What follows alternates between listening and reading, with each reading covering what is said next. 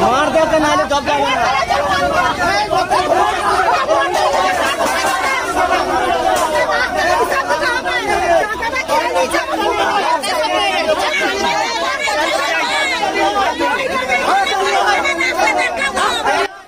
জনরোষের মুখে পঞ্চায়েত সদস্য, ঢালাই রাস্তাতে দুর্নীতি সহ একাধিক দুর্নীতির অভিযোগ। বিক্ষোভ দেখিয়ে বড়দিঘি গ্রামে ঢালাই রাস্তা নির্মাণের কাজ বন্ধ করল গ্রামবাসীদের এক অংশ। তৃণমূলের পঞ্চায়েত সদস্য আবুল কালাম মোল্লার বিরুদ্ধে স্বজন পোষণের অভিযোগ। ঘটনা পূর্ব বর্ধমান জেলার গলসি ২ নম্বর ব্লকে সাঁকো অঞ্চলের বড়দিঘি গ্রামের। তৃণমূলের পঞ্চায়েত সদস্য আবুল কালাম মোল্লার বিরুদ্ধে অভিযোগ, রাস্তার ঢালাইয়ের কাজ না করে লক্ষ লক্ষ টাকা আত্মসাতের। এছাড়া কুলগড়িয়া হতে বড়দিঘি গ্রামের মধ্যখানে ডিভিসি বাঁধের বাম আমলে লাগানো গাছ কেটে বিক্রি করে দেওয়ার অভিযোগ রয়েছে। নানাবিধ অভিযোগে গ্রামের মানুষ পঞ্চায়েত সদস্যকে ঘিরে ধরে কৈফিয়ত চায়।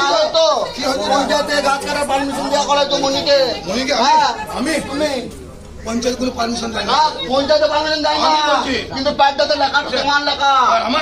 প্রমাণ যদি প্রমাণ হয়ে যাবে, দরকার বলে হাইকোর্টে ডিসপার্ট দিয়ে দরকার বলে প্রমাণ করাবো। কলকাতা তো আমি বললাম তো কলকাতা হবে, কলকাতা তো হবে। বান করি না, আমি বললাম তো তোকে বান করি না।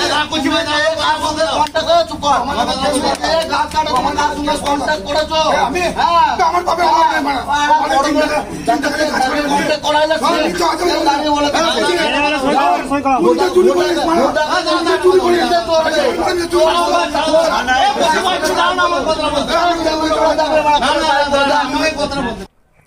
অভিযোগ, গলসি ২ নম্বর ব্লকের সাঁকো গ্রাম পঞ্চায়েতের ২০২২-২৩ অর্থবর্ষে ১,৩৮,৪৭৫ টাকা বরাদ্দ হয়েছিল রাস্তার জন্য, যা দিয়ে ফিরুর বাড়ি থেকে আনসারের বাড়ি পর্যন্ত নাকি ঢালাই রাস্তা নির্মাণ হয়ে গেছে। সেই নির্মাণ শেষ হবার বোর্ডও লাগানো হয়েছে। তবে রাস্তাটিতে কিন্তু একটুও পাথর পড়েনি, অথচ রাস্তার বরাদ্দ অর্থ তুলে নেওয়া হয়েছে বলে অভিযোগ। গ্রামবাসীরা বিষয়টি নিয়ে আরটিআই করলেও তার কোনো সদুত্তর পাননি বলে অভিযোগ। এদিকে গ্রামে অন্য জায়গায় ঢালাই রাস্তার কাজ করায় সেই কাজ বন্ধ করে দেয় গ্রামবাসীরা। খবর পেয়ে ঘটনাস্থলে গ্রামের তৃণমূলের পঞ্চায়েত সদস্য আবুল কালাম মোল্লা পৌঁছালে তাকে আটকে রেখে বিক্ষোভ দেখান গ্রামবাসীদের এক অংশ। তাদের দাবি, ওই কাজে দুর্নীতি হয়েছে, বোর্ড লেখা থাকলেও রাস্তার ঢালাই হয়নি, আবার নতুন করে অন্য জায়গায় রাস্তা তৈরি হচ্ছে। তাহলে এই রাস্তা কবে হবে, এটাই তাদের দাবি।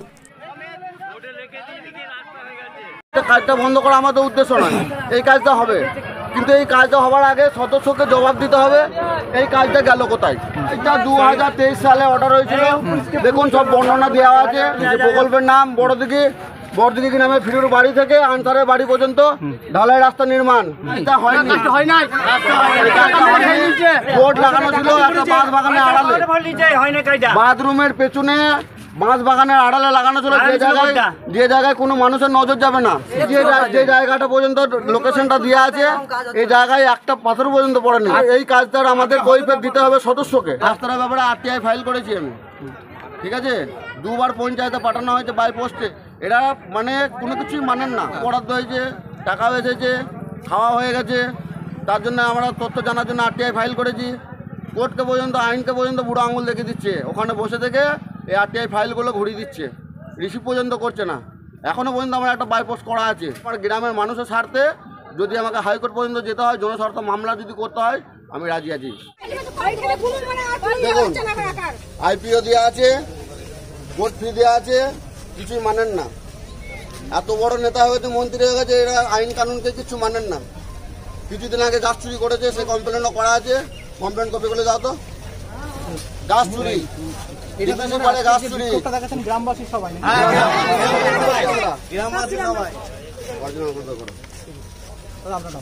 শেখ মোহাম্মদ আলী ওরফে কোচি, বাড়ি বড় দিকে। ঠিক আছে, গাছ কাটার বিষয়টা দেখুন।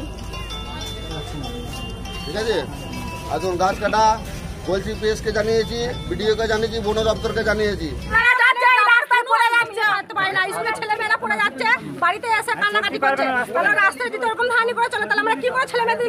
আগের রাস্তাটা হয়নি, এখন নতুন করে হচ্ছে অন্য জায়গায়।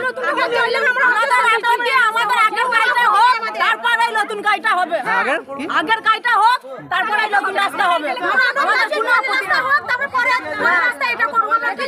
আমার নামটা কি?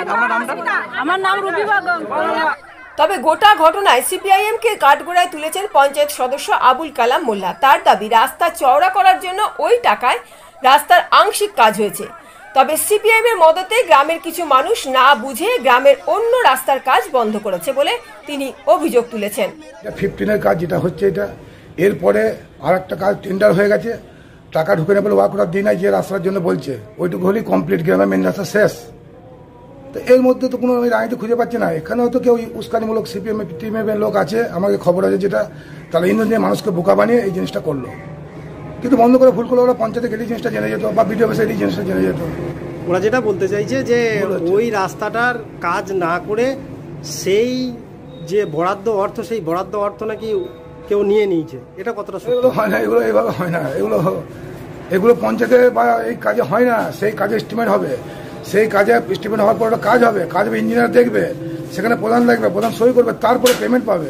ওটা গ্রামের মেন রাস্তা, পাট করে হচ্ছে, যেমন বরাদ্দ হচ্ছে সেভাবে হচ্ছে। 2 লাখের কাজ 2 লাখ, 2.5 লাখের কাজ সেভাবে পরপর হয়ে যাচ্ছে। আর সামান্য একটু বাকি আছে, ওটা স্কিমে হয়ে যাবে।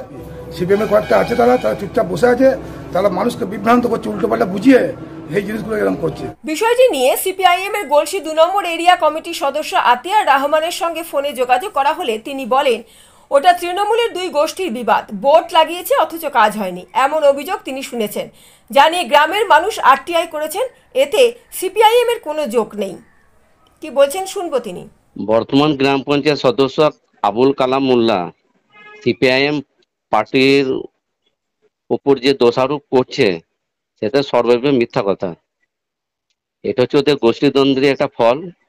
এবং আজকে সকালের দিকে বড়দিঘি গ্রামে যে ঘটনা ঘটেছে, আমি সোশ্যাল মিডিয়া মারফত জানতে পারলাম যে সাধারণ গ্রামবাসী আরটিআই করে জেনেছে এর আগের কাজ নাকি বোর্ড লাগানো হয়েছে, অথচ সেখানে গ্রামের মানুষ গিয়ে দেখেছে কাজ হয় নাই। যে কাজটা প্রায়োরিটি হিসাবে আগে দেওয়ার কথা ছিল, সেই কাজটাকে পিছনে ফেলে দিয়ে যেটা অপেক্ষাকৃত কম গুরুত্বপূর্ণ, মানে কাজটা এখনো 1 বছর 2 বছর পরে করলে হতো, সেই কাজটাকে প্রায়োরিটি হিসাবে আগাম করে দেওয়া। এটাই হচ্ছে গ্রামের মানুষের একটা ক্ষোভ। সেই ক্ষোভের বহিঃপ্রকাশ থেকে এই ঘটনাটা ঘটেছে। এতে সিপিআইএম পার্টির কোনো যোগ নেই। Bureau report, mobile news 19।